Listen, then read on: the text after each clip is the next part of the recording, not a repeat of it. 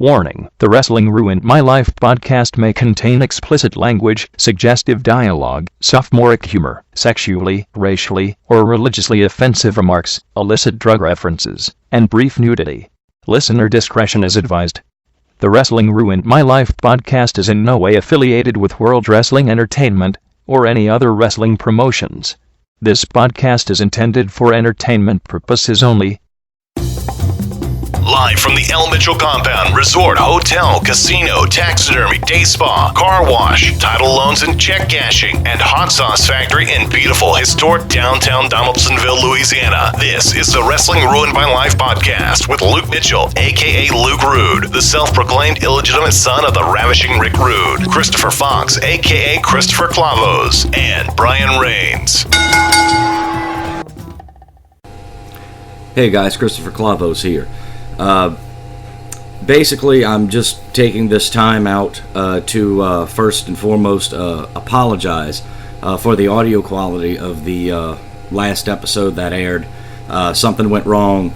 We're not quite sure exactly what caused the audio malfunction, but it's definitely noticeable if you listen to the show.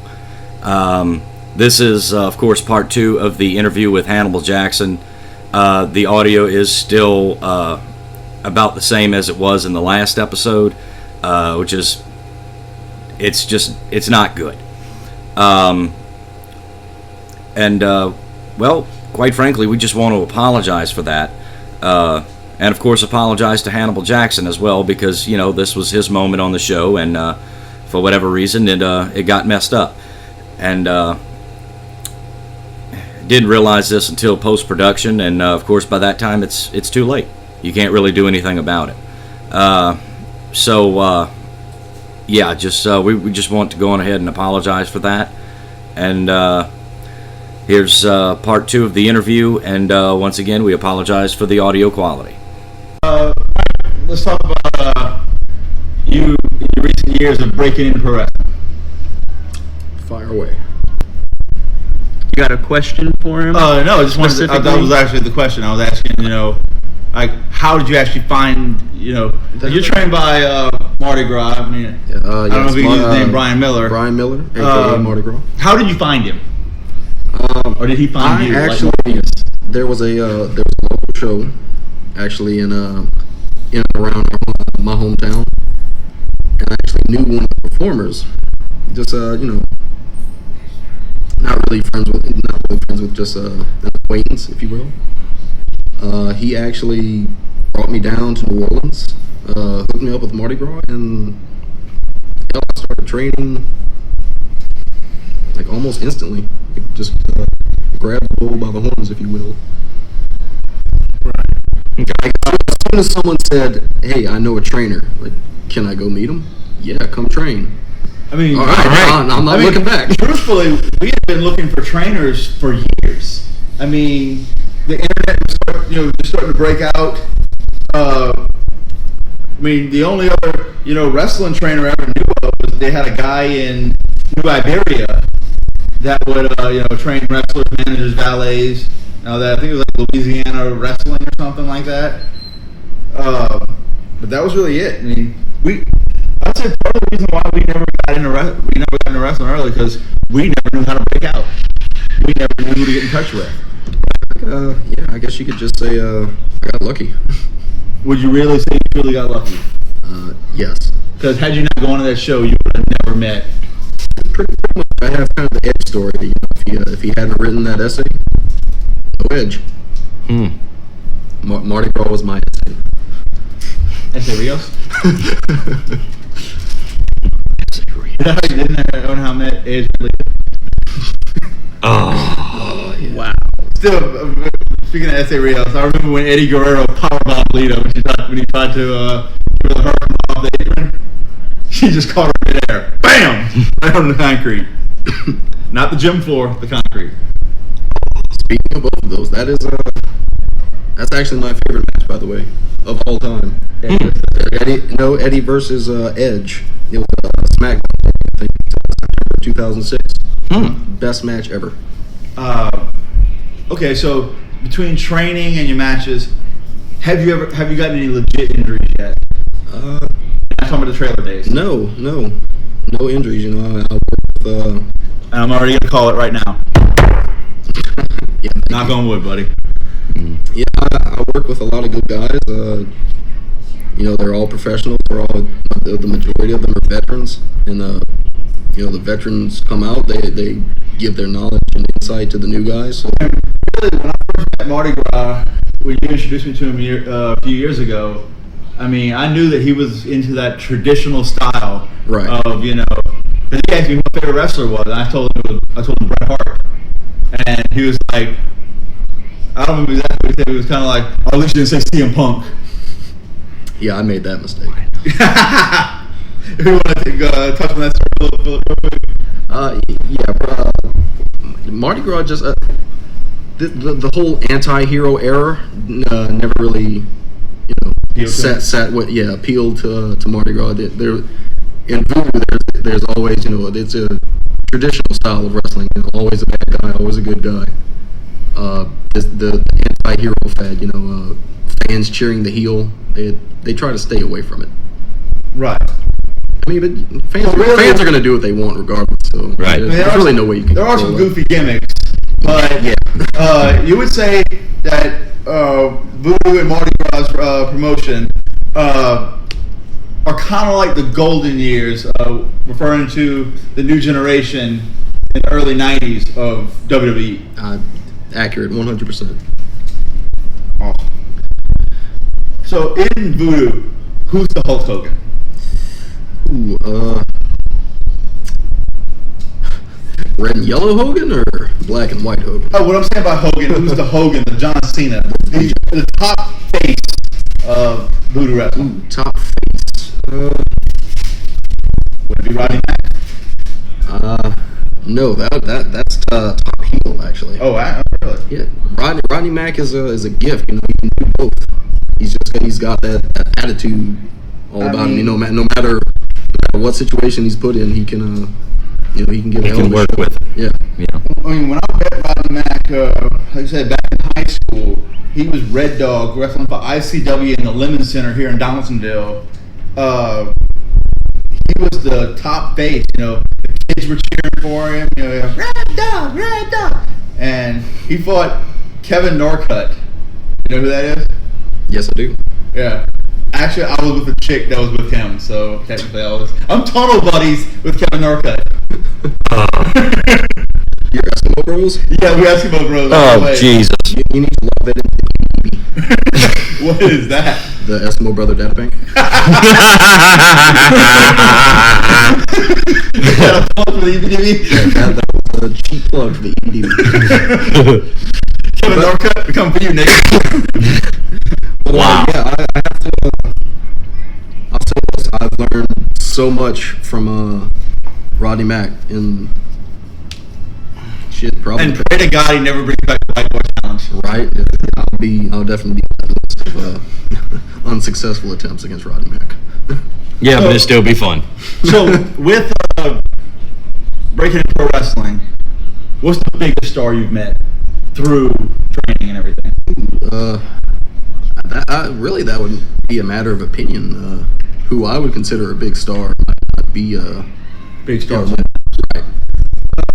But it's a short list of superstars that have actually made it to the top of the totem pole. Right. You could say Yeah. David Hart Smith, Yeah. Vance Archer. Oh, wow. To his credit, Hacksaw Jim Duggan. I could actually listen to that man talk for hours. He has some of the funniest stories from the WWF. Oh, I bet he does. What about Hacksaw? As far as trainer, mentor, veteran, and being, would you consider Hacksaw a master of his craft? Again, that's all all how you look at it. Never being, that top guy. I mean, he was one of the top faces in the 80s and 90s. For sure. Yeah. Didn't get his title shot, by the way. Damn you, Vince. And I guess you get a title shot when you have another 10 people. Right? I'll say this to his credit. he still carries the flag and the 2x4, and hell, it's been 2 decades. It's been 90 years. Yeah, yes. people still get behind us. They still eat that shit up. I mean, no matter what age it is, they still get behind the USA gimmick. see, Duggan's one of those, like Hogan. You could say Hogan to a 5-year-old. Kids have seen enough to where they know who Hogan is. It's the same way with Hacksaw. He's going to come out, whoa, and the Really kids think about it. Has Hacksaw ever really been a heel? Yes, I think he had a brief run as a heel in WCW with the Lance Storm and the Canadian Rebel. Right. Is that around the time when he found the TV title in his right hand as janitor? I believe so. Or was that closer to the time of the Saskatchewan Hardcore National title? The shit title. That's a good one. No, that's what he called it. Oh, Jesus. Yeah, the Hardcore title, that's what he called it. The 99 kilograms and under title. Yeah. The cruiserweight title. Right. Also the Canadian title, which was the US title. Yes. I must have switched over to WWE at that point. Change the channel. I don't blame you for that one. Actually, when Lance Storm held all 3 of those titles, TNA made a direct ripoff of that with Kurt Angle when it having holding all the titles at one time. I mean, Lance Storm didn't have the tag belts, but right. Okay. Question, Mike. Actually, it's for all of us. We never actually touched on this in any other episode. We only had 2. What would be your ultimate dream match? Let's start with Mike. Alive or dead? Alive or dead in their primes. yeah. And Chris Benoit versus Eddie Guerrero in a zombie apocalypse rules match does not count. Fair enough. Wow.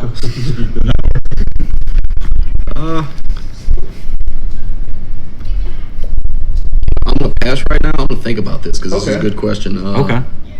Come back to me. And it doesn't necessarily have to be a one-on-one match, because when it comes Oh, you didn't say that. I'm I'm going to throw that in there. Think about that and come back to it. I'm going to throw one out that I would absolutely love to see. Mm-hmm. It would be a triple threat match between Bret Hart, Kurt Angle, and Chris Benoit. Okay, so three grapplers, technical wrestlers who Who are truly masters. of their craft. They're master technicians. But really, just singles match, Bret Hart in his prime versus Kurt Angle in his prime. That would be You mean Kurt Angle when he wasn't on coke? And pain pills. Yeah, Correct. and pain pills. And Bret Hart after steroids.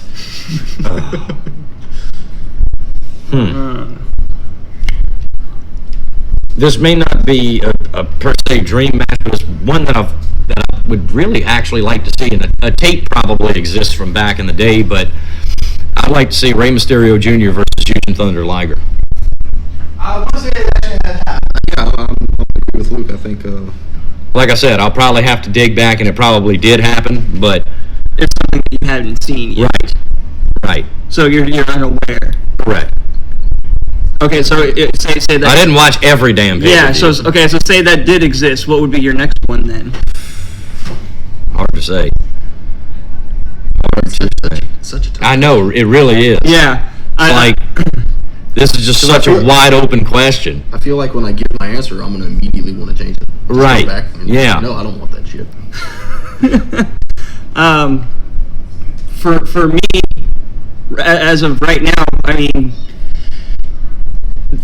they're going with WWE is going with the Futures Now stuff. Back in the day during the Monday Night Wars, Right. we always wanted to. Me personally, always wanted to see Sting versus Taker. And let me throw in my voice on this one. Stone Cold versus Goldberg. Yeah. Well, No. no. No. But with the way with Sting now in WWE, it looks like there's a quote unquote possibility. I don't think it's ever going to happen. Even if it does happen, It's not going to be one. It's 10 years They're too not. late. Yeah. Look, Again, that's it? 10 years too late. Yeah, right. Oh yeah, that's what. 20 years too late. There you go. Remember, we're old. Yeah, we are old now. Hell, I'll be 29 tomorrow. So I keep forgetting. I mean, You'll it be took 29 in an hour and a half. probably. it only took Sting 14 years after WCW to actually finally make it to the WWE. So obviously, it is way too late, but it's definitely still something I would want Oh, it to would still see. draw money without a doubt. Absolutely. Setting that match aside, as I previously said, it's still a possibility that now it will happen. You were saying Prime? Yeah, in times. Wow. Yeah. Yeah. I would probably have to go with. I've always wanted to see a heavyweight match between Bruno Sammartino and Andre the Giant. Bruno Andre? Yes. Bruno Andre never happened? No. So Why not? Bruno Sammartino was what came up 60s. Yeah. yeah, Andre the Giant didn't come through till the 80s. So Sammartino had retired. But to have them both in their prime, yeah. yeah. So I mean, I like you were saying, you probably have to dig back if they Right. did have a match Right. at the tape. right, but it still wouldn't be both of them in their prime. No, It'd be, absolutely you know, not. It would have been Andre in his prime and Sammartino coming to the Or end of his possibly career. Andre before and San Martino towards the end. Yeah. So, you know what would actually would actually be interesting. Just to see it. And Jeff Hardy in a room with a whole bunch of drugs, and they just do them up and fight. Besides that, it would actually be interesting to see. It would certainly not be a technical masterpiece, and by any stretch of the imagination, but it would just be something to see. Would be Big Show versus Andre the Giant. Yeah. Oh, absolutely. Absolutely. Oh, what about Nothing like two bulldozers. That's just it. colliding into each other. Right. like two bulldogs colliding on each other? And what about? I mean, the classic Hogan versus Cena, both in their primes. Mm. Would that be a boring match? That would be a locker room match to see who could fillet Vince better. Yeah. When would Dwayne come in? Would that be like a run-in? Yeah, it would. Finger up the bum. He would cash in his Money in the bank, contract. yeah. Yeah, his Money in the Bank contract, And massage, and make it a and three-way. massage the grapes. Now we're The talking about grapefruit. massaging grapes. Right. Jesus. This show has gone off the rails. So, anyway, now having heard some of ours, do you have anything in mind over there, Mike? Other than rubbing biscuit all over the table. Sorry, there's biscuits on this placemat. Yes, Well, yes lick there it is. off. Use your snorkel. And your vagina's in the sink. Your vagina is in the sink. I'm actually gonna touch a little bit more on what Vagina? on vagina Yeah. on what Chris was talking about matches that happened or going to happen. I have something to say. I found it on YouTube. Andre the Giant versus Bruno Sammartino did happen at it happened at Shea Stadium. Okay. When was that? Uh, Not when it was uploaded in 2009. Right. It did happen in 2009. Fuck you. Actually, it happened June 26, 2013. 20 years after the Giant died. Yeah. Okay. Okay, so that would have probably been around, as we were saying, Andre's beginning of Yeah. Andre's career. Right. Okay. Sunrise versus sunset. Yeah, so I'd have to change my answer then, which is fine. Well, at least you can watch it now. Oh yeah, absolutely. It probably, I Absolutely. would say it probably happened around 1975. Okay. And like you were saying, Brian, Bruno was the man in the 1960s. Yeah. And then Andre came through. Well, yeah, he held the title for like 18 years. Yeah. I was gonna say 200 years, but Yeah, well, yeah, that's about I mean, they only 18, 200. What the hell's the difference? back then they only wrestled once every 3 months. That's true. Kind of like Mike. Oh, that's not my fault. Every month, sometimes too. That was a low blow, sir. That was a low blow. You know what? I tell you what. You want me to shut him up real quick? Hey, Luke, how often do you wrestle? With myself? Not with yourself, not with your demons. In an actual match for an actual promotion. That's what I thought. Moving on. To be fair, the matches with himself only last like 3 minutes. And it's usually messy after. It's a sloppy finish. Sloppy finish, yeah. But I'm a master of my trade. Yeah, you are. Technical masturbator. You were saying about going back. Yeah, you touched on Sting and Undertaker happening way past where they should have been. I actually got my dose of nostalgia at last year's WrestleMania with DX and NWO. I think an elimination style tag team match with those two factions. That would be amazing. That would have settled the score pretty much. If they really wanted a Monday Night War. That's fucking cool. Okay. Sorry. Well, touching on that. So I was touching on that. Yeah, you were. I was very, as much as I loved it, I was very disappointed because I felt at WrestleMania that was the final nail, the last slap in the face to WCW that When Triple H won. WWE could take.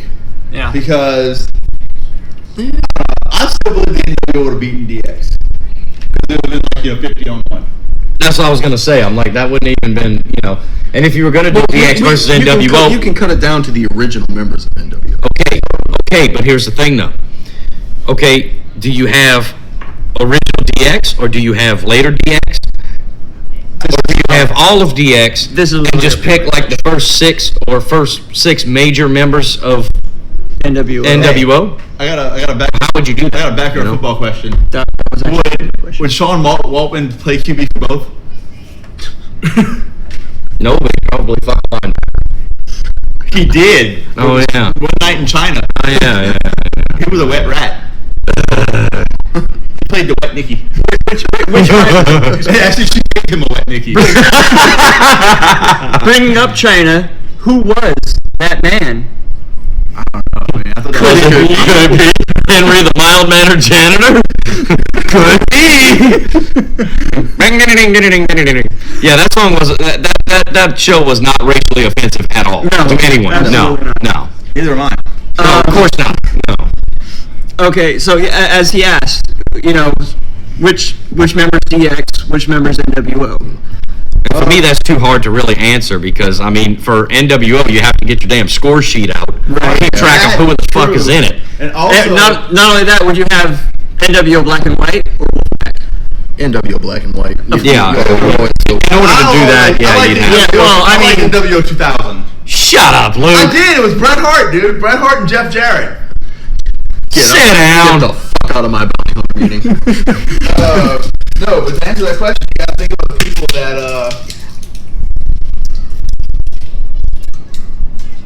I ain't gotta think about shit. that was a sound effects joke. So, That's what I'm saying. You gotta think about the people that were multiple members in DX and NWO. X-Pac, Rick Rude, Shawn Michaels. right. In the WWE incarnation of NWO. Yeah, but the thing about Shawn Michaels. You said NWO. You said wrestlers in their prime. Right, that would have to be black and white, The dude. original black and white. Hogan, Nash, Hall, and X-Pac throw up because let's be honest, you really don't remember him a whole lot. Here's how you do it. He broke out in DX. Here's how you solve that problem. You just special guest referee. That would work. Yeah, 3-on-3. You're right. Okay. how many pills? Outlaws and how many Triple H other wrestlers would he have been on? Okay. 12. 12. Okay. Because pants. the thing about Shawn Michaels and the NWO, though, you got to remember, Shawn Michaels actually didn't wrestle for the NWO because he was the commissioner at the time. Correct. So he was the Vince Russo. No, Barry Bischoff, basically. Right. Yeah, easy. Pretty much. I'll never forget you sent me that message. There's an interview with Eazy-E that was just done recently. It was pretty good. Okay, damn, that's pretty good considering Eazy-E's been dead since 1992. So you would say then your dream match has happened in a small way. Like I said, I got a big dose of nostalgia, and it has happened way too late. Obviously, that's obvious. I'm not gonna lie. They made me feel like I was 10 years old again, enjoying the shit. Right. But did they make you feel like a natural woman? Yes. And just like, touch me. On opposite day. Always on Touch opposite. me in the morning, and then just walk away. Do you have any? Didn't know what I usually do. Do you have any others that you would possibly like to see? And I never look you in the eye. Here's a good question for you. What was your favorite faction growing up? Favorite faction? And I don't know if we had touched on it in either. their prime, either the Four Horsemen or give it to DX, the original DX, Shawn Michaels and Triple H. Okay. I don't think we touched on that with us. What? No. Our favorite faction. For me, hands down, it's NWO. Okay. No doubt. Walking away. Right. Pass. Pass on yours. Yeah, come back on that. Okay. You see, me and Fox wouldn't have gotten along at WrestleMania. Oh yeah. Right. just opposite sides of the spectrum. Right. As we often are. But that's why we have synergy, you see. I don't even know what that fucking word means. What? Synergy. A whale's vagina. Yes. Absolutely. Yes, there it is. It's like the word Cusp. Coming out or coming through the 90s, the Hart Foundation. No, that's favorite tag team. What was pretty high up there when they started finally coming together for a cause. But I definitely would have to go with you on DX because they were like NWO and WCW. They were edgy. They were The NWO was just fun to watch. Oh well, DX was at that time. Oh, too. DX was insanely fun to watch. It's just for me, I was more WWF than WCW. I mean, I watched WCW. Well, so was I. The only reason I watched WCW was for the NWO. Right. Let's be honest, that was like 2 hours. That's my favorite faction. Right. A minute 50 of the show Right. was into Yeah. I mean, that's hard. And I mean, and at the end of it, when you really think about it, you really go back and look at it, you realize that the NWO was really nothing more than a 4-year gay joke. Right. Pretty much. That's all it was. Remember, in those 4 years, if you wanted to give a guy a push, Put an NWO shirt on him. Right. If you wanted to bury a guy, put a mask on him. Right. If you wanted to change his whole character and nationality, take a mask off, put a mask on. It's interchangeable. But I know that's nowadays. But really, my favorite faction. LWO. Yes. Actually, I would say the Filthy Animals. No. As much as I love that everybody was in the Filthy Animals. Favorite faction for you, Mr. Rude. It's hard. It is. It's really hard to say. Is it? Yes. It's hard. It's really deep. I mean, to me, since you're a huge Bret Hart fan, I would figure it would have been the Hart Foundation. I mean, that's very hard to say because as huge of an NWO fan that Fox knows that I am. Oh yeah. It's because you are a Kevin Nash fan as well. Was. true that Kevin has a bigger dick than me. That's pretty bad. If you wanted to come to your birthday party, it's about $3,000. I know, right? Because I figured that after the story, listen to episode 1. Yeah, episode 1. Yeah, I mean The Super Shredder incident. I figured he would Have fan access. for $3,000. And would I have to supply alcohol? Probably. Oh, okay. Everybody has a price. Well, So who would you it's probably who would you go with? it's probably a tie between the Hart Foundation and NWO, but really at that time they were head to head. Okay, who was bigger in 1997? 1998. Let me get it. Wait. According to the rating, that would be NWO. Fuck life and everything about it because you can't compare the Hart Foundation and DX because DX was just starting. Actually, Bret Hart started DX. Calling. Yeah, technically he did. He gave them their name. Yeah, you guys are degenerates. Yeah. They ran with it. So you would say that it would not be DX without Bret Hart? No question. Well, I wouldn't say on the there's no history. DX. I'd say the name different. Degeneration X. Look back on the history, though. Okay. Look back on that, okay? look at what was going on. Look at what Bret Hart was doing. Look at what Shawn Michaels was doing. Right. It was gonna happen anyway. Oh, yeah, true. I mean, you look at it. Brett was anti that. Brett was Right. anti-hardcore. Brett Right. was, I mean, Bret Hart, I guess that he missed out on all these epic matches like Hell in a Cell. I mean, he had a stroke and he was battling a stroke when 6 men were battling inside the Elimination Chamber. True. That's not a new joke. Oh, I actually thought of a dream match, by the way. Okay. Oh, okay. Tell me what you think of this. Sure. Right. Hitler versus Gandhi. yes, Hitler versus Gandhi. That was, Wow. I'm gonna show up because yes, I am a CM Punk fan. CM Punk versus Owen Hart in a submission match. That would be good. Yes. Yeah. What about CM Punk versus Macho Man in their primes? Yes, Yeah. That would, for the IC title. yes. Yes. Yes.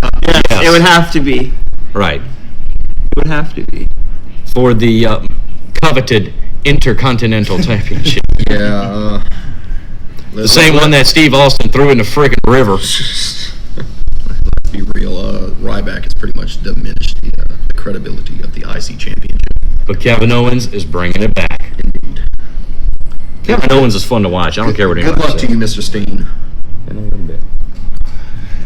But okay. So really, is there anything else? What's the question I always ask? What you give me? What you give me? Are there any more burning desires, fellas? That's only when I. Of course, yeah, you say every episode. You know, they make a shot for that. Oh, really? Oh. Rumplemans?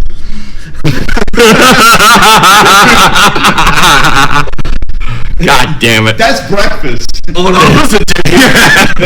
No, that's every day. That would be the nightcap on opposite. Because that was on opposite day. We're looking at the screen and the Speech patterns. yeah. Anyway, okay, obviously there's no more burning desires. So closing remarks. Let's thank Michael Foreman, VooDoo Wrestling, Hannibal Jaxsin. Any other plugs you want to drop down, Mike? Yeah, I want to just thank everybody listening and everyone who comes out to support local independent wrestling shows. And I also want to thank. Honestly, appreciate the support. Okay, one more cheap plug. October 17th in West Wego, VooDoo Wrestling will be having a show at the Nicholson Playground, I think. So yeah, if you're listening in the New Orleans area, come on out. Yeah, like I said, I just want to thank Mike. Love to have you back on the show for anytime you want. And just one more time, run through all of your social media. That's Hannibal Jaxsin on Facebook, and you can just YouTube me. All right, and how do you spell that? Is it spelled any special way? Jaxsin. All right. And also, I'd like to thank, or hopefully thank, Kevin Barnhart, aka Short Bus, for our introductions and pre-recordings. Thanks him. Short Bus is a radio personality for WYYX in Panama City, Florida. I'd like to thank him. Anybody else we need to thank? Of course, we'd like to thank Brian Raines for being with us, as always. And, of course, thank you again to Hannibal Jaxsin, a.k.a. Mike Foreman. I'd also like to thank the janitorial staff at the Luke Mitchell Compound Resort and Casino. Executive producer Rhonda. Yes, exactly. No, he's not Teddy Pendergrass. No, Teddy does not produce this show. Teddy would not let any of this crap air. Teddy wouldn't be in the house. No. Director Cotton, a.k.a. Big 5,000. And, so that's the show, and God bless you, sir. No, God bless you. Good night, sleepy bread. Good night and good luck. Thank you for listening to the Wrestling Ruined My Life podcast. This show is presented by the Dudes in a Room Podcast Network. To contact the show, send emails to wrestlingruinedmylife@gmail.com. And don't forget to subscribe and rate us on iTunes. Also, visit our parent show by searching Dudes in a Room on iTunes. Visit dudesinAroom.com or on Facebook at facebook.com/dudesinAroom.